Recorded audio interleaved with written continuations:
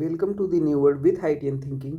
तो दोस्तों, ये आज हम केमिस्ट्री 10 कॉन्सेप्ट सीरीज पार्ट 3 बात करने वाले हैं, जिसमें हम 10 क्वेश्चन डिस्कस करते हैं। अलग अलग वैरायटी के क्वेश्चन डिस्कस करते हैं, वो भी नीट से रिलेटेड, और ये नीट के PYQ ही होते हैं। इससे क्या होता है, आपके 10 चैप्टर रिवाइज हो जाते हैं और 10 डिफरेंट कॉन्सेप्ट आप सीखते हो। ठीक है, तो मैक्सिमम नंबर ऑफ क्वेश्चन इसलिए है, मतलब मैक्सिमम क्या है, 10 क्वेश्चन है, आपको बोर भी ना लगे और आप ज़्यादा से ज़्यादा चीज़ें रिवाइज कर सको और ट्रिक टेक्निक भी सीख सको। तो अपना टारगेट है नीट 2025 के लिए, और हम क्वेश्चन के थ्रू ट्रिक अप्रोच आपको बताते हैं। अच्छा, मैं आपको एक चीज़ और बता देना चाहता हूँ, मैं नीट के चैप्टर वाइज PYQ 1994 या 89 से लेकर 2024 तक पूरा एक जगह PYQ अपलोड करने वाला हूँ। नीट के एग्ज़ाम के 2 या 1 महीने पहले हो जाएगा, और 25 मॉडल पेपर हम एनालिसिस करके बना रहे हैं। आप अगर उस मॉडल पेपर को सॉल्व कर लोगे तो उम्मीद करते हैं आपके जो 2025 का क्वेश्चन आने वाले हैं यहीं से आएंगे। ठीक है, तो प्रॉपर एनालिसिस के बाद हम क्वेश्चन डिस्कस करते हैं, और ये अपना 10 कॉन्सेप्ट सीरीज चलता रहेगा, पार्ट 3 है। ठीक है, और PDF भी आपको लिंक में दे देता हूँ, आप डाउनलोड कर लिया करो। ठीक है, चलिए आइए देखते हैं। पहला क्वेश्चन आपके सामने है ये। इसमें बोला था कि the energy E1 and E2 of two radiation are 25 electron volt and 50 electron volt respectively. The radiation between their wavelength λ1 and λ2 will be. कहने का मतलब है, इसमें आपको रिलेशन पूछा है, λ1 और λ2 में क्या रिलेशन होगा। तो देखिए क्वेश्चन को आइए सॉल्व करते हैं। क्वेश्चन को अप्रोच करने का तरीका क्या होना चाहिए, आप क्वेश्चन को समझो। आपका कहीं ना कहीं जो लॉजिक है, ये सोचना चाहिए आपका दिमाग कि एनर्जी गिवन है और लैम्डा के टर्म्स में हमसे रिलेशन पूछ रहा है। तो अपन को पता है क्या, एनर्जी का और लैम्डा का रिलेशन वेवलेंथ का क्या होता है, E बराबर क्या होता है, H इंटू म्यू होता है। आपने पढ़ा है E बराबर H इंटू म्यू, और म्यू बराबर क्या होता है, म्यू फ्रीक्वेंसी है C अपॉन लैम्डा होता है। ठीक है, तो हम यहाँ से ये लिख सकते हैं कि E बराबर H इंटू सी अपॉन लैम्डा। सी क्या, स्पीड ऑफ लाइट है। ठीक है, तो यहाँ से हम ये बोल सकते हैं कि E जो है इन्वर्स रिलेशन रखता है किससे, वेवलेंथ से। लैम्डा से इन्वर्स रिलेशन है ना। तो आप यहाँ से एक फॉर्मूला बना सकते हो कि E1 अपॉन E2 जो होगा वो इन्वर्स है लैम्डा से, तो λ2 अपॉन λ1 हो जाएगा। ठीक है, इन्वर्स रिलेशन में जस्ट उल्टा हो जाएगा अगर ये अपॉन में लैम्डा है ना। तो अब वैल्यू पुट कर दो, वैल्यू अगर पुट कर दो तो आपको गिवन है E1 एंड E2 कितना गिवन है, 25 E1 है, और आपके पास E2 कितना है, 50 इलेक्ट्रॉन वोल्ट गिवन है, और λ2 अपॉन λ1 हो जाएगा। अगर आप इसको कट कर दोगे, 25 1 जा 25 और 2 जा 50, तो आपके पास जो वैल्यू आ जाएगा 1/2 और λ2 अपॉन लैम्डा आ जाएगा। इसको और अच्छी क्रॉस मल्टीप्लाई कर लो, λ1 बराबर 2 λ2 आ जाएगा। तो आपका यही आंसर हो जाएगा। तो आई होप आपको ये चीज़ समझ में आया होगा। ऑप्शन नंबर कौन सा हो जाएगा, ऑप्शन नंबर ए हो जाएगा करेक्ट। ठीक है, चलिए नेक्स्ट क्वेश्चन को सॉल्व करते हैं। नेक्स्ट क्वेश्चन रहा आपके सामने है। ठीक है, ये क्वेश्चन है आप मोल कॉन्सेप्ट से है। इसमें बोला है an organic compound containing carbon और hydrogen and nitrogen gave the following result on analysis. Carbon बोल रहा है 40% है, हाइड्रोजन 33% और नाइट्रोजन इतना %। इट्स एम्पेरिकल फार्मूला क्या होगा। तो देखिए, एम्पेरिकल फार्मूला निकालने का एक तरीका ये होता है जो आपको फॉलो करना है, मैं बताता हूँ कैसे। कभी भी आपसे एम्पेरिकल फार्मूला निकालने को पूछता है तो आप ऐसे ही निकालना। आप एलिमेंट यहाँ लिख लो। ठीक है, एक एलिमेंट, जो भी एलिमेंट गिवन है आप उसे ऐसे लिख लो। मैं बताता हूँ सीक्वेंस। एलिमेंट लिख लिया, और आपके पास जो भी परसेंटेज गिवन हो आप उसे लिख लो, गिवन परसेंटेज जो भी गिवन है कंपाउंड का। ठीक है, और उसके बाद आप यहाँ पे एटॉमिक वेट लिख लो। ठीक है, एटॉमिक वेट, यही सीक्वेंस फॉलो करना है। और यहाँ पे आप क्या लिखना है, मोल लिखना है। ठीक है, और आपके पास यहाँ पे सिंपल रेशियो लिखना है। क्या, सिंपल रेशियो। देखिए अब क्या हो जाएगा, इसको कैसे, एलिमेंट कौन कौन से हैं, कार्बन है अपने पास, हाइड्रोजन है और नाइट्रोजन है, यही गिवन है। परसेंटेज कितना गिवन है इन सब का, कार्बन है 40% गिवन है, हाइड्रोजन कितना है 33.3% गिवन है, और नाइट्रोजन गिवन है 46.67% गिवन है। ठीक है, अगर आप एटॉमिक वेट निकालना चाहोगे तो एटॉमिक वेट निकालना क्या पता होना चाहिए। कार्बन का एटॉमिक वेट कितना होता है, 12 होता है, हाइड्रोजन का 1 होता है, और नाइट्रोजन का 14 होता है। मोल क्या होता है, मोल बराबर जो फॉर्मूला आपने पढ़ा, मोल बराबर होता है वेट अपॉन मॉलिक्यूलर वेट, यही पढ़ा है आपने, वेट अपॉन मॉलिक्यूलर वेट। तो अगर मोल कार्बन के लिए निकालना चाहोगे तो 40% मतलब क्या होता है पता है ना, 40 ग्राम होगा कार्बन होगा, 30.33% मतलब 30 ग्राम हाइड्रोजन होगा। तो ये जो परसेंटेज है वही आप वेट होता है। तो अगर आप वेट अपॉन मॉलिकुलर वेट कर दोगे तो आपके पास मोल चला आएगा, है ना, मोल। तो 1/33.3 हो जाएगा। और ऐसे इसी तरीके का वेट कितना है 46, ठीक है। हाँ सॉरी, गलत कर दिया यहाँ पे, ये इस वाले में हाइड्रोजन वाले में है ना, यहाँ पे क्या है देखो, वेट कितना है 33.3 वेट है ना, और एटॉमिक वेट 1 होता है। और इसके लिए 46.67 और इसका एटॉमिक वेट कितना 14 होता है। जब इसे आप सॉल्व कर लोगे तो इसके पास आ जाएगा, डिवाइड कर लो 3.3 आ जाएगा, और ये तो अपने पास है 3.33, और इसको जब डिवाइड करोगे तो ये आ जाएगा 3.33 आ गया, ठीक है। अब देखो इसमें सबसे लोवेस्ट वैल्यू कौन सी है, 3.33 जो है ये सबसे लोवेस्ट है। तो आप लोवेस्ट वैल्यू से तीनों में डिवाइड कर लोगे सिंपल रेशियो निकालने के लिए। तो डिवाइड कर लो 3.33 में, सो दैट आपके पास कोई इंटीजर वैल्यू आ जाए। तो ये 1 हो जाएगा। ऐसे ही इसको डिवाइड करो 3.33 डिवाइड बाई 3.33, तो इसको कर लोगे तो ये आपके पास लगभग 4 के बराबर हो जाएगा, क्योंकि 3×4=12 होता है, ये 12 के लगभग बराबर है, तो आप ऐसे लिख लो, ठीक है। और यहाँ पे 3.33 और 3.33 तो ये आ जाएगा 1। तो सिंपल सी बात है, आपके पास कार्बन कितना आ गया, सिंपल रेशियो 1 आ गया, हाइड्रोजन कितना आ गया 4 आ गया, और नाइट्रोजन कितना आ गया 1 आ गया। तो यही होता है इम्पेरिकल फॉर्मूला, ठीक है, C4H10। तो कौन सा ऑप्शन गिवन है आपके पास, सी, ऑप्शन नंबर सी करेक्ट हो जाएगा, ठीक है। चलिए नेक्स्ट क्वेश्चन को सॉल्व करते हैं। Which of the following ions will be smallest, smallest आपसे पूछा है, तो इस क्वेश्चन को कैसे सॉल्व करोगे देखो मैं बताता हूँ। इस क्वेश्चन को सॉल्व करने का तरीका, आपको एक कॉन्सेप्ट बताता हूँ, वैसे ही सॉल्व करना। अगर देखो कभी आपके पास आइसो इलेक्ट्रॉनिक स्पेसीज हो, आइसो इलेक्ट्रॉनिक स्पेसीज हो, ठीक है, तो जो साइज होता है ना, जो साइज होता है वो इन्वर्स रिलेशन रखता है किससे, एटॉमिक नंबर से, जेड या एटॉमिक नंबर आप बोल सकते हो, ठीक है, ये कॉन्सेप्ट है। तो आप देख लो, आप सोडियम है, सोडियम के पास क्या होता है, कितने इलेक्ट्रॉन होते हैं, 11 इलेक्ट्रॉन होते हैं, एक पॉजिटिव चार्ज है, मतलब कितने इलेक्ट्रॉन बचे हैं, 10 इलेक्ट्रॉन बचे हैं इसके पास, है ना। मैग्नीशियम के पास कितने इलेक्ट्रॉन होते हैं, इलेक्ट्रॉन होते हैं टोटल उसके पास मैग्नीशियम के पास होते हैं 12, लेकिन बचे कितने हैं, 10 इलेक्ट्रॉन बचे, है ना। ऐसे फ्लोरीन का आप निकालोगे, फ्लोरीन के पास 9 इलेक्ट्रॉन एटॉमिक नंबर होता है, लेकिन बचा कितना है, 10 है, क्योंकि एक नेगेटिव मतलब एक इलेक्ट्रॉन ऐड हो जाएगा, ठीक है। और ये 10, तो और O2 माइनस है आपके पास, O2 माइनस अगर आप देखोगे तो इसके पास भी टोटल O2 माइनस कितना है भाई, 16 होता है, ठीक है। 16 ऑक्सीजन, नहीं सॉरी 8 होता है ना ऑक्सीजन का 8 होता है, लेकिन 2 इलेक्ट्रॉन और आ गए, 10 इलेक्ट्रॉन हो गए। तो ये पूरे आइसो इलेक्ट्रॉनिक स्पेसीज हैं। देखो मैं यहाँ दिखा देता हूँ, ये भी 10 इलेक्ट्रॉन है, ये भी 10 इलेक्ट्रॉन है, ये भी 10 इलेक्ट्रॉन है, और ये भी 10 इलेक्ट्रॉन, मतलब आइसो इलेक्ट्रॉनिक स्पेसीज है। आइसो इलेक्ट्रॉनिक है तो साइज इनवर्स रिलेशन रखेगा एटॉमिक नंबर से। तो स्मॉलेस्ट साइज आपसे पूछा है, तो जिसका आपके पास एटॉमिक नंबर ज़्यादा उसका साइज कम होगा। तो एटॉमिक नंबर इसमें किसका ज़्यादा है, सोडियम का होता है कितना 11, मैग्नीशियम का 12, और फ्लोरीन का 9, और ऑक्सीजन का क्या पूछा मैंने, हाँ एटॉमिक नंबर 8 होता है। तो इसमें सबसे ज़्यादा एटॉमिक नंबर किसका दिख रहा है, मैग्नीशियम का, है ना। तो इसका साइज क्या हो जाएगा, सबसे स्मॉलेस्ट हो जाएगा, तो ऑप्शन नंबर बी सही हो जाएगा, ठीक है, यही होता है आंसर। चलिए नेक्स्ट क्वेश्चन को सॉल्व करते हैं अपन। नेक्स्ट क्वेश्चन आपके पास रहा ये, ठीक है। अब देखो इसमें बोला है correct order of dipole moment. तो डाइपोल मोमेंट निकालने का मैं तरीका आपको बताता हूँ कैसे निकालना है, ठीक है। देखो कभी अगर डाइपोल पूछता है, सॉल्व लिखना, देखो डाइपोल अगर पूछता है, ठीक है,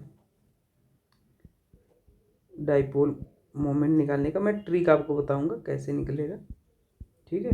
और नीट का PYQ का भी आपके पास यहाँ प्लेलिस्ट दे दूंगा लिंक में, उसे देखना, बहुत सारे क्वेश्चन सॉल्व कराए हैं ना, बेहतरीन क्वेश्चन। तो डाइपोल मोमेंट कैसे निकालते हैं, एक ट्रिक अपना ये कहता है कि अगर आपके पास जो सेंट्रल एटम है उसका वैलेंस इलेक्ट्रॉन इक्वल आ जाए किसके, साइड एटम के और नंबर ऑफ बॉन्ड के, तो अपने पास जो डाइपोल होता है, डाइपोल को लिखते हैं म्यू से वो क्या हो जाता है, ज़ीरो हो जाता है। ज़ीरो मतलब वो कैसा होता है, नॉन पोलर होता है। ट्रिक और ट्रिप्स का प्लेलिस्ट है दोस्तों, उसमें अगर देखोगे डाइपोल मोमेंट्स में ना, तो 15 मिनट का वीडियो है, हर वैरायटी का प्रॉब्लम मैंने बता दिया है और ट्रिक के साथ बताया है। अगर उसको सॉल्व कर लोगे तो गारंटी लेता हूँ आपका क्वेश्चन कहीं नहीं जाएगा, सारे क्वेश्चन सॉल्व हो जाएंगे, ठीक है, वहीं से आएगा। तो ये होता है।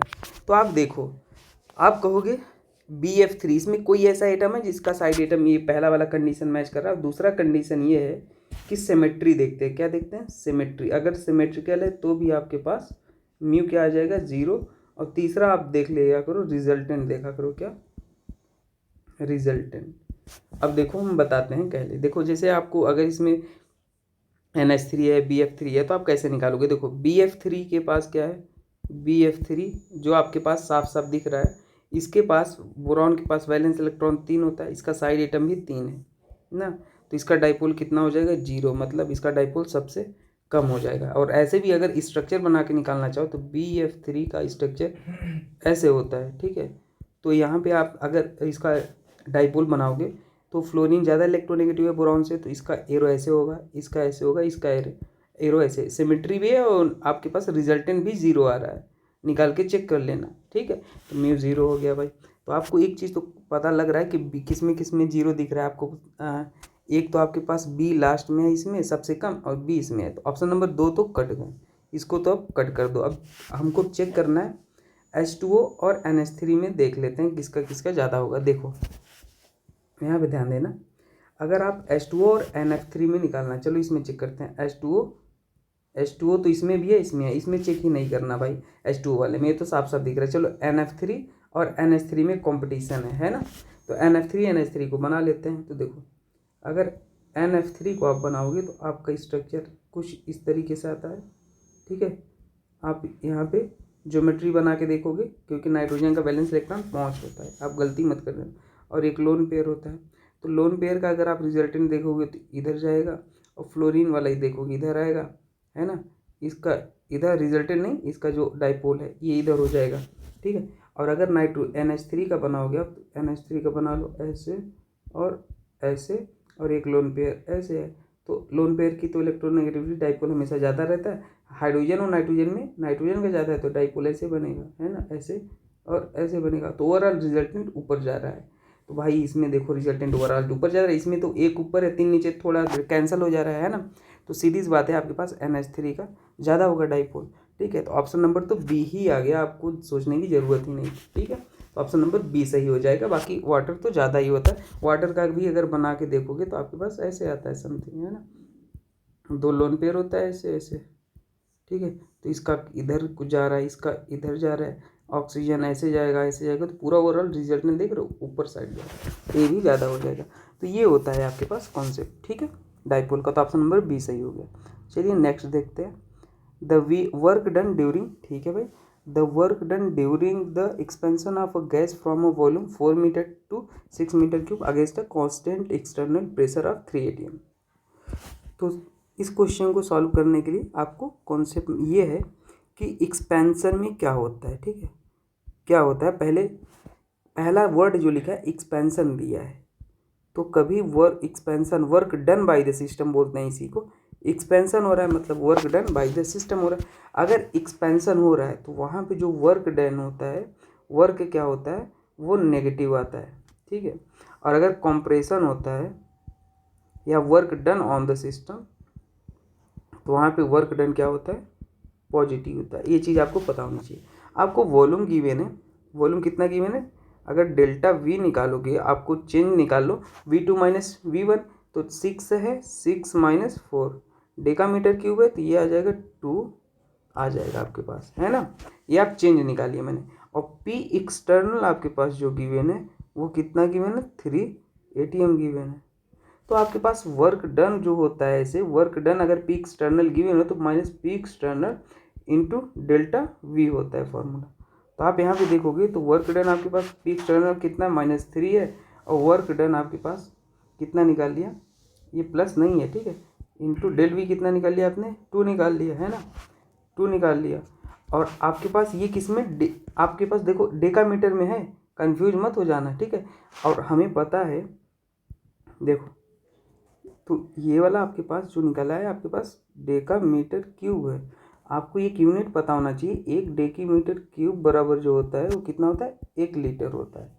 तो यहाँ पे पास जो वैल्यू आई कितना है, लीटर। ये प्रेशर का एटीएम है, ये प्रेशर का आपके पास एटीएम गिवन है और इसका लीटर गिवन है, तो लीटर एटीएम है, लीटर एटीएम है, ठीक है। और आपको एक चीज़ और बताने वाला था मैं, हाँ यूनिट बहुत ही पूछता है, यूनिट का इसमें खेला हो जाता है, यूनिट ही गलत कर देते हैं ना। तो यहाँ आपके पास कितना आ गया, पहले 6 लिख लो, 6 लीटर एटीएम।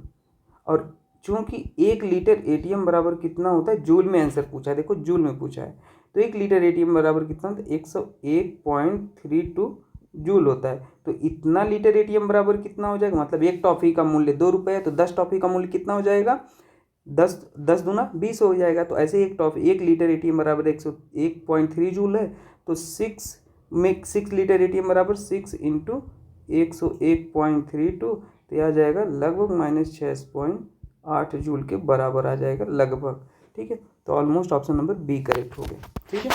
तो यही सही हो गया। चलिए नेक्स्ट क्वेश्चन को अपन सॉल्व करते हैं भाई। नेक्स्ट क्वेश्चन आपके सामने रहा ये, इसमें क्या बोला था कि 3O2 है, हाँ भाई, और 3O2 रिएक्शन है, 2O3 बन रहा है for the given reaction at 298 kelvin, Kc is found, Kc आपके पास गिवन है। If the concentration of O2 at equilibrium is, equilibrium का कंसंट्रेशन गिवन है, और then the concentration of O3, ठीक है भाई। इसको सॉल्व कर लेते हैं। आइए, सबसे पहले अप्रोच आपका क्या होना चाहिए, क्वेश्चन पढ़ो ध्यान से। आपके पास Kc गिवन है, आप इसको राइट डाउन करो, 3 इंटू 10⁵ गिवन है, ठीक है। आपके पास O2 का कंसंट्रेशन जो गिवन है इक्विलिब्रियम पे, कंसंट्रेशन ऐसे ही लिखते हैं, वो कितना है 0.04 मोलर गिवन है। अब आप इक्वेशन क्या गिवन है, 3O2 है, ठीक है, और क्या है 2O3 है। तो इक्विलिब्रियम पे सब चीज़ गिवन है, तो आप इसका अगर Kc लिखोगे तो Kc क्या होता है, जो प्रोडक्ट साइड हो उसका कंसंट्रेशन, और स्टोइकियोमेट्री जो उसको पावर लगा लेते हैं ये, और जो रिएक्टेंट साइड है उसका कंसंट्रेशन और उसके पावर लगा लेते हैं स्टोइकियोमेट्री। तो आपके पास Kc वैल्यू गिवन है कितना, 3 इंटू 10⁻⁵⁹, ठीक है। और आपके पास यहाँ पे जो O3 की वैल्यू है, ध्यान देना, O3 स्क्वायर हो जाएगा, और O2 की वैल्यू कंसंट्रेशन ये गिवन है। तो इसका वैल्यू अगर आप लिखना चाहो, मैं कहूँगा एक डेसिमल से काउंट, बाद से काउंट करो, 1 2 2 पे बाद 2 पे मतलब क्या आ रहा है, वैल्यू आ रहा है, नॉन जीरो नंबर आ रहा है। तो जितने पे नॉन जीरो नंबर आता है बस वहीं पे रुक जाना है और उसको पावर में लगा देना है। तो कितने हो रहा है, देखो 1 2 2 पे नॉन जीरो आ जा रहा है। तो आप इसको कैसे लिख सकते हो, 4 इंटू 10⁻⁻², और लेफ्ट टू राइट जाते हो तो -2 लगा लिया करो, ठीक है। ये हो जाएगा, और पावर क्या है, 3 हो जाएगा। तो आप इसको सॉल्व करोगे, देखो यहाँ पे थोड़ा सा मैं लिख लेता हूँ, O3 स्क्वायर आप सॉल्व करोगे तो 3 इंटू 10⁻⁻59, और आप इसको 3 बार सॉल्व करना, 4 इंटू 4 और यहाँ पे आप 10 स्क्वायर आपके पास जो है इसको सॉल्व करोगे तो 10 स्क्वायर और इंटू 10 स्क्वायर इंटू 10 स्क्वायर आप लिख लेना भाई, आराम से सॉल्व कर लेना, कोई दिक्कत की बात नहीं। अब इसका मल्टीप्लिकेशन कर लो आप, जब मल्टीप्लिकेशन कर लोगे तो मैं इनका लिख लेता हूँ, आ जाएगा 92 पॉइंट इतना, और पावर वाले को जब ऐड सब्ट्रैक्ट पूरा कर लोगे तो आपके पास आ जाएगा 10⁻64। अब देखो O3 स्क्वायर है, लेकिन आपको चाहिए क्या, O3 चाहिए, तो स्क्वायर है दोस्तों। अगर मान लो आपको 16 है और इसका अंडर रूट निकालना है तो क्या हो जाता है, कैसे निकालते हैं, 4 हो जाता है, ठीक है। या अगर रूट 4 इंटू 4 है तो इसको आप कैसे लिख सकते हो, 4 के बराबर लिख सकते हो, है ना। तो अगर ये स्क्वायर है और ये 64 है, तो 64 अगर आपके पास है तो इसको कैसे लिखते हो, ध्यान दो, 64 है तो इसको आप कैसे लिखोगे भाई, इसको स्क्वायर में कैसे लिखोगे, 32 है ना, और क्या हो जाएगा, मल्टीप्लाइड बाई 2 हो जाता है, मतलब इसका आधा कर दोगे, है ना, कहने का मतलब है ये। तो आप इसको अगर 64 है तो आप इसको कैसे इजीली सॉल्व कर सकते हो, और इसको भी आपको स्क्वायर करना है, क्योंकि ये आप 2 हटाना चाहोगे तो इसको स्क्वायर के रूप में लिखना है। तो इसको 4 का 4 स्क्वायर लिख सकते हो ना, देखो इसको ऐसे लिख सकते हो, 4 का स्क्वायर ऑलमोस्ट लिख सकते हो। और इसको सॉल्व करने का तरीका देखना, ये जो 64 है इसको आप कैसे लिख सकते हो, 32 इंटू 2, देखो मैंने क्या बोला, जो 64 है आप उसको कैसे लिख सकते हो, आप उसको लिख सकते हो 32 मतलब 5 का सॉरी देखो ये कहीं ना कहीं 32 से रिलेटेड है ना, तो आप इसको 32 में यहीं पे लिख देता हूँ, तो ये हो जाएगा 30, क्या हो जा रहा है देखो, ये हो जाएगा 10 और यहाँ पे क्या हो जाएगा आप लिख दो 32। तो आप यहाँ पे स्क्वायर, स्क्वायर से स्क्वायर, ये सारे वैल्यू यहाँ पे स्क्वायर जब लिख दोगे तो वो वैल्यू कट जाएगा और ये आपके पास आ जाएगा 4 इंटू 10⁻32। अब यहाँ पॉइंट पे भी कुछ आएगा पर वो मत देखो, 4 से आंसर गेस कर लो। आपके पास आंसर क्या आ जाएगा 4.3, ऑप्शन ये सी सही हो जाएगा। ये सॉल्व करने का तरीका है, लेकिन अगर आप डिवीजन करते रहोगे तो गलत कर दोगे, है ना। ये देखो कंजुगेट बेस बोला है इसमें, तो क्या हो जाएगा कंजुगेट बेस क्या होता है फॉर ब्रोंस्टेड एसिड। तो इसको सॉल्व करते हैं। सॉल्व करने का तरीका आपके पास ये है कि अगर आपके पास मान लो एक एसिड है HA, ठीक है, इसमें से आप एक H+ हटा दो तो आपके पास क्या बन जाएगा, H+ हटा दिए तो एक कार्बन आयन बन जाएगा। इसी को बोलते हैं कंजुगेट बेस। क्या बोलते हैं, कंजुगेट बेस बोलते हैं। और एक H+ डाल दोगे तो ये हो जाएगा कंजुगेट एसिड हो जाएगा, सीधी सी बात है। और अगर इसमें आप क्या कर लो H+ ऐड कर दो तो ये क्या हो जाएगा H2+ ये हो जाएगा, तो ये क्या हो जाएगा कंजुगेट एसिड हो जाएगा, कंजुगेट एसिड हो जाएगा। ठीक है, तो बस यही पूछा है कंजुगेट बेस फॉर H2O और HF। तो H2O अगर कंजुगेट बेस पूछा है तो इसमें से आप क्या कर दो H+ को निकाल दो। तो अगर H+ को निकाल दोगे तो आपके पास क्या बन जाएगा OH माइनस बन जाएगा, है ना, ये कंजुगेट बेस है। और अगर आप चाहो तो HF में से आप निकालना चाहोगे तो कंजुगेट बेस ही पूछा, तो इसमें से भी आप -H+ हटा दो तो आपके पास क्या बन जाएगा F- बन जाएगा। ठीक है, F-, तो आपके पास ये कंजुगेट बेस आ गया और कंजुगेट बेस आपके पास ये आ गया। ऑप्शन नंबर कौन सही हो जाएगा, सी सही हो गया। ठीक है, चलिए नेक्स्ट क्वेश्चन देखते हैं। आपके पास ये बोला है करेक्ट ऑर्डर ऑफ स्टेबिलिटी, तो स्टेबिलिटी का करेक्ट ऑर्डर क्या हो जाएगा। तो इसको अगर मैं समझाऊं, अगर ग्रुप 13 के लिए कभी बात होती है, ग्रुप 13 या 14, ग्रुप 13 यहाँ पे गिवन है टेल्लोरियम। तो अगर डाउन द ग्रुप क्या होता है, down the group +3 oxidation state की स्टेबिलिटी, +3 ऑक्सीडेशन स्टेट की स्टेबिलिटी क्या होती है, डिक्रीज होती है। और +1 के लिए ऑक्सीडेशन स्टेट के लिए स्टेबिलिटी क्या होता है, इंक्रीज होता है डाउन द ग्रुप। ठीक है, ये आप नोट करके लिखना भाई। तो और ये रीजन क्या है, इसका इनर पेयर इफेक्ट होता है जो हम डिटेल में बताते हैं। अभी आप याद रख लो, ठीक है, रीजन से क्या ही मतलब है, आप क्वेश्चन आएगा ऐसे डायरेक्ट आप सॉल्व कर लो, तो ये याद रखना है। तो आप देखो यहाँ पे आपके पास क्या है Ti3 है, टेल्यूरियम, बोरॉन क्या होता है ग्रुप 13, बोरॉन, एल्यूमिनियम, गैलियम, इंडोनेशियम और टेल्यूरियम, यही होता है। तो डाउन द ग्रुप है तो यहाँ पे +1 वाला ज़्यादा स्टेबल होगा। तो आप देख लो कहीं पे ऐसा दिख रहा है आपको +1 वाला स्टेबल, तो यहाँ पे ये +1 में है भाई, देखो सिंपल, और यहाँ पे +3 में, तो कौन सा ज़्यादा स्टेबल हो जाएगा, सी हो जाएगा इनर्ट पेयर इफेक्ट के कारण। ठीक है, ये भी लिख लेना, कभी पूछ सकता है आपसे, due to inert pair effect होता है, शिल्डिंग हो जाता है वहाँ पे इनर्ट पेयर इफेक्ट। ठीक है, ये हो जाएगा सही। ये वाला क्वेश्चन देख लेते हैं, आपसे ये वाला पूछा था किसका आईपीसी नेमिंग क्या हो जाएगा। तो ये तो बहुत सिंपल क्वेश्चन है, इसको तो कुछ करी नंबरिंग कहाँ से करोगे। आपके पास कौन से फंक्शनल ग्रुप है, कीटोन है, एल्डिहाइड है, एल्कीन है। तो प्रायोरिटी प्रिंसिपल फंक्शनल ग्रुप होता है एल्डिहाइड का ज़्यादा होता है कीटोन से प्रिंसिपल फंक्शनल ग्रुप। ठीक है, ये बात याद रखना है। तो ये नंबरिंग इधर से करो, 1 2 3 4 5 6 हो जाएगा। तो 6 हो गया। अब देखो यहाँ पे 3 पे आपके पास कीटो लगा है, ठीक है, 3 पे कीटो है, कीटोन को कीटो बोलते हैं। तो 3 कीटो कहाँ पे दिख रहा है, हाँ एक इसमें भी दिख रहा है, इसमें भी दिख रहा है। ठीक है, 3 कीटो हो गया। और क्या है आपके पास 2 पे मिथाइल भी लगा, देखो ये 2 पे मिथाइल, तो 2 मिथाइल लगा, हाँ इस पर भी लगा मिथाइल, 2 मिथाइल इस पर भी लगा, ये दोनों को तो कट कर लो। अब उसके बाद पैरेंट चेन में कितने कार्बन, 6 कार्बन, तो 6 पे हेक्स लगा है, 6 पे हेक्स लगा है। ठीक है, और यहाँ पे 4 पे इन आ रहा है, लोवेस्ट लोकेंट देखते हैं, लोवेस्ट नंबर 5 पे मत बोल देना, 4 पे, तो 4 इनल है, यहाँ पे 5 इनल, ये गलत हो गया, ऑप्शन नंबर ए सही हो गया। ठीक है, तो ये होता है आईपीसी नेमिंग।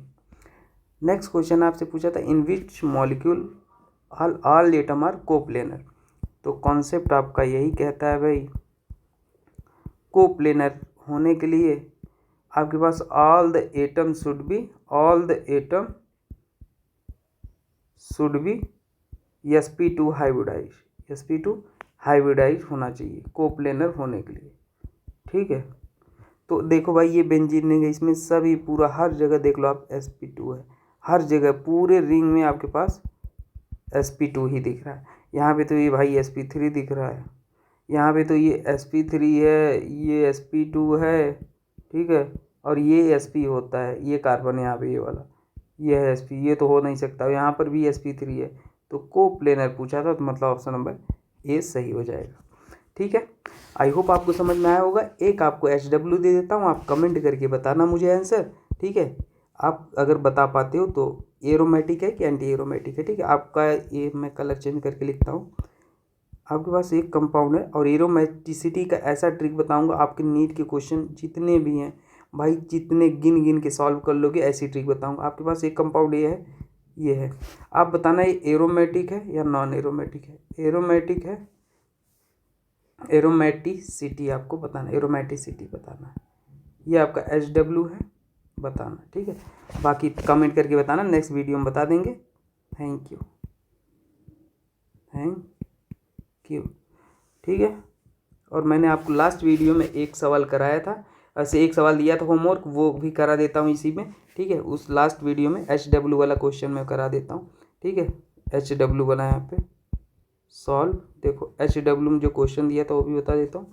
आपके पास क्या गिवन था, एक बेंजीन था, उसमें रेजोनेटिंग स्ट्रक्चर पूछा था। तो ट्रिक ये होता है, ट्रिक याद रख लेना कि आपके पास अगर एक ऐसे वर्टिकल लाइन खींचो, ऐसे यहाँ मत खींच देना, जो ये ऐसे है ना वर्टिकल लाइन उस पर, तो यहाँ पे जितने आते हैं कितने खींचेंगे, दो रेजोनेटिंग स्ट्रक्चर है। और आपके पास मैंने नेफ्थलीन गिवन था, उसमें भी रेजोनेटिंग स्ट्रक्चर बताना हो तो कैसे, 1 2 3, टोटल कितने रेजोनेटिंग स्ट्रक्चर होंगे, 3 रेजोनेटिंग स्ट्रक्चर।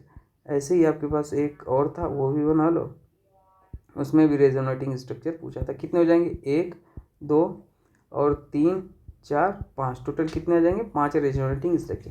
ये HW का सवाल है, कर लो। ठीक है, तो ये था। अब आज ये HW है, ये बताना, फिर ट्रिक बता दूंगा, कभी सॉल्व सारे क्वेश्चन हो जाएंगे इजली सॉल्व। ठीक है, थैंक यू दोस्तों।